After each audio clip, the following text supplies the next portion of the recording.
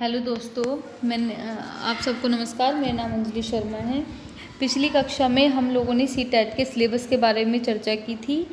मैंने आपको बताया था कि सी टेट के सिलेबस में मैंने आपको ओवरऑल सिलेबस भी बताया था और सिलेबस के साथ साथ मैंने आपको संस्कृत के सिलेबस, विशेष रूप से संस्कृत के सिलेबस की हमने बात की थी। संस्कृत में हम लोगों ने बात की थी कि संस्कृत में जो सी टेट में जो संस्कृत हमारी आती है वो 30 नंबर की आती है। ठीक है, 30 नंबर में 15 मार्क्स का हमारा विषय आता है, 15 मार्क्स का हमारा शिक्षण शास्त्र आता है। और जो 15 नंबर का बच्चों हमारा विषय आता है, मैंने उसकी भी चर्चा आप लोगों से की थी। उस विषय में हमें कुछ महत्वपूर्ण बिंदु हैं, वो क्या क्या पढ़ने हैं। कम से कम बिंदुओं की हमने बात की थी, कम से कम विषय से ज़्यादा तैयारी हमारी हो सके।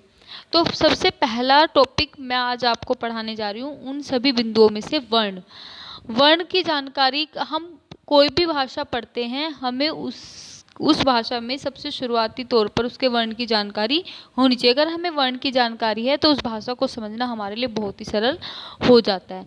मैं आपको सरल भाषा में संस्कृत की वर्णमाला के विषय में बताऊंगी। जितना हमारा सी टेट के विषय में जरूरी होगा उतना ही हम पढ़ेंगे। तो देखिए बच्चों, सबसे पहले हम वर्ण की बात करते हैं। ठीक है, वर्ण में आप लोग देखोगे कि सबसे पहले संस्कृत वर्णमाला के अंदर हम देखेंगे संस्कृत वर्णमाला क्या होती है। भाषा की सबसे छोटी इकाई, भाषा की सबसे छोटी इकाई को क्या कहते हैं? वर्ण कहते हैं। सबसे छोटी से छोटी जो भी भाषा की हमारी इकाई होगी बताने की, उसे हम वर्ण कहते हैं। वर्ण कितने प्रकार के होते हैं? वर्ण होते हैं बच्चों 2 प्रकार के, स्वर और व्यंजन। ठीक है, 2 प्रकार के वर्ण होते हैं, स्वर और व्यंजन। अब आप देखोगे कि अब वर्ण 2 प्रकार के मैंने आपको बताया, स्वर और व्यंजन। बहुत ही आसान है। एक बार फिर से मैं रिपीट कर देती हूँ। संस्कृत में हम सबसे पहला जो टॉपिक पढ़ रहे हैं वो पढ़ रहे हैं संस्कृत वर्णमाला। संस्कृत वर्णमाला में संस्कृत वर्णमाला होती क्या है? वर्ण होते क्या है? भाषा की सबसे छोटी इकाई को वर्ण कहते हैं। एक तरह की डेफिनेशन है, आपको इसे याद करने की कोई ज़रूरत नहीं है। जो बात याद करने की होगी वो मैं बताऊंगी, जो ध्यान रखने की होगी। मोटे तौर पर हम बात करेंगे संस्कृत के वर्ण कितने प्रकार। संस्कृत में वर्ण 2 प्रकार के होते हैं, एक होते हैं स्वर और दूसरे होते हैं हमारे व्यंजन। ठीक है, अब हम बात करेंगे स्वर और व्यंजन की।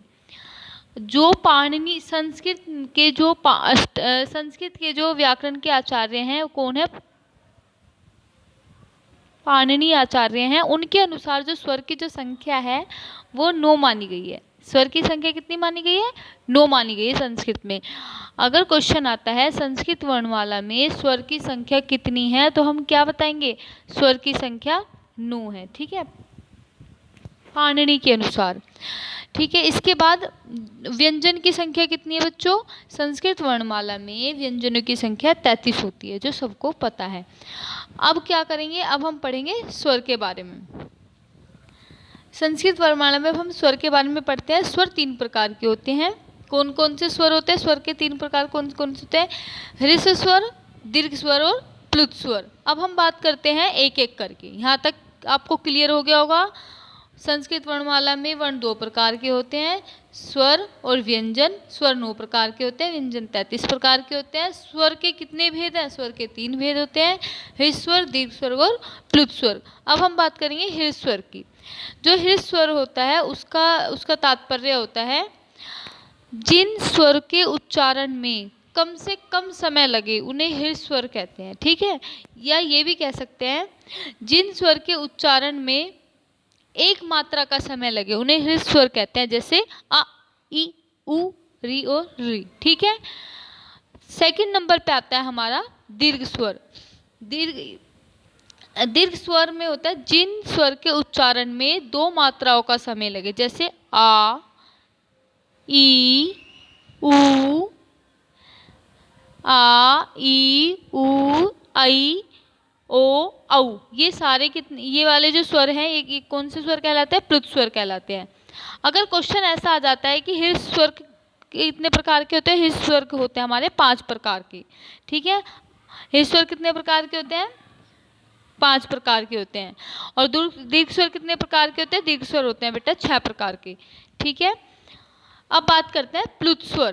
प्लुत स्वर में होता है जिन स्वर के उच्चारण में 3 मात्राओं का समय लगे, या यूं भी कह सकते हैं जिन वर्णों के उच्चारण में या जिन स्वर के उच्चारण में इन 2 स्वर के उच्चारण से ज़्यादा समय लगे या 3 मात्रा का समय लगे, उसको हम प्लुत स्वर कहते हैं। ठीक है, जैसे आपने सुना होगा ओम। प्लुत स्वर का हमारा एक साइन होता है। प्लुत स्वर का साइन क्या होता है? इसको कहते हैं प्लुत।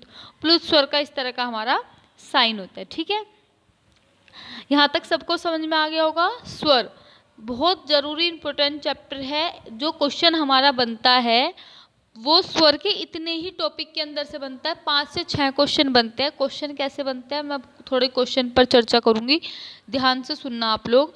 अगर आपको ये क्वेश्चन चाहिए तो आप मुझे मैसेज करके बताना, मैं आपको डिस्क्रिप्शन बॉक्स में क्वेश्चन भी पीडीएफ दे दूंगी। क्वेश्चन की पीडीएफ मैं सेंड कर दूंगी, पर जितने क्वेश्चन स्वर से बनेंगे उतने क्वेश्चन मैं आपको बता दूंगी, इससे ज़्यादा नहीं बनेंगे।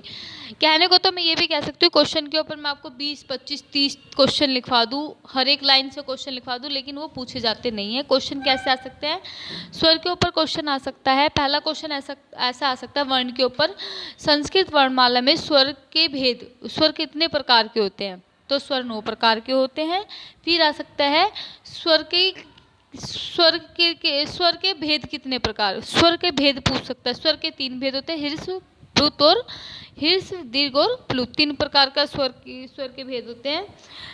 ये क्वेश्चन पूछ सकता है। फिर तीसरे नंबर पे पूछ सकता है ह्रस्व स्वर के प्रकार पूछ सकता है। ह्रस्व स्वर कितने प्रकार का होता है? 5 प्रकार के ह्रस्व स्वर होते हैं। दीर्घ स्वर कितने होते हैं? 6 होते हैं। प्लुत स्वर की साइन पूछ सकता है। तो प्लुत स्वर मैंने आपको बता दिया किस तरह का होता है। क्वेश्चन यहाँ तक तो ये आ जाते हैं, इनके प्रकार पूछ लेता है, नंबर पूछ लेता है, इतने प्रकार के, कितने प्रकार के, कितने प्रकार के। पहला जो क्वेश्चन आएगा वो नंबर पे इस तरह आ जाता है। अगर वही आपको कह दे, थोड़ा सा हल्का सा घुमा के क्वेश्चन पूछ सकता है कि वो ये दे देगा आपको कि ऊ लिख देगा और ये बोलेगा ये ह्रस्व स्वर है, दीर्घ स्वर है या प्लुत स्वर है। तो ये कौन सा स्वर है? अगर वो आपको कह रहा है ऊ, ये लिख के दे दिया उसने, तो आप बताओ ये जो ऊ है ये पूछ लेगा ये ह्रस्व स्वर है, दीर्घ स्वर है, प्लुत स्वर है। तो ये कौन सा स्वर हो गया? ये हमारा ह्रस्व स्वर हो गया। ठीक है, इस तरह के क्वेश्चन पूछेगा बेटा। कुछ नहीं है इसमें, मोटी मोटी बात है, आप सबको पता होगा। एक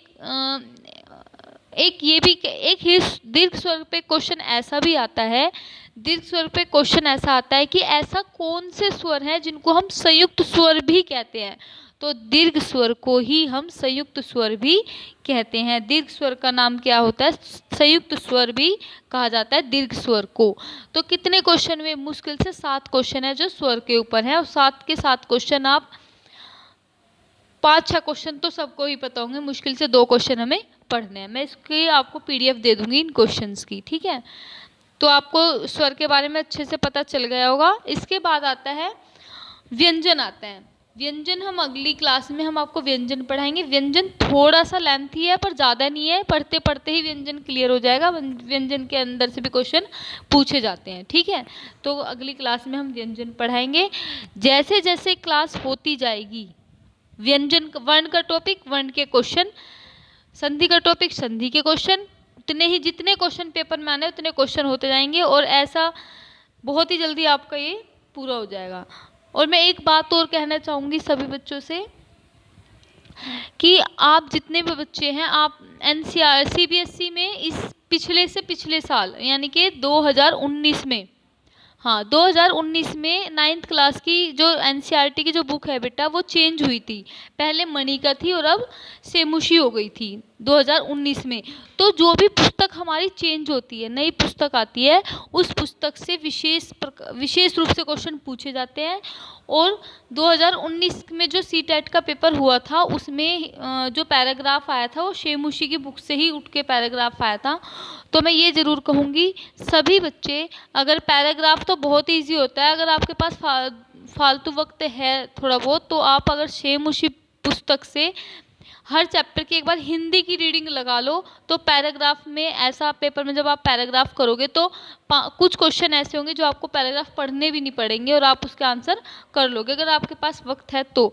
वरना उसमें से ही आपको पैराग्राफ की जब मैं प्रैक्टिस अगर पैराग्राफ की प्रैक्टिस जब मैं कराऊंगी तो मैं उस बुक से ही आपकी प्रैक्टिस कराऊंगी, ताकि अगर उसमें से क्वेश्चन आता है पैराग्राफ का तो आपका वो हो जाए, कवर हो जाए। ठीक है, बहुत आसान है, डरने की बात नहीं है। सबसे आसान सब्जेक्ट संस्कृत का ही है सीटेट के पेपर में।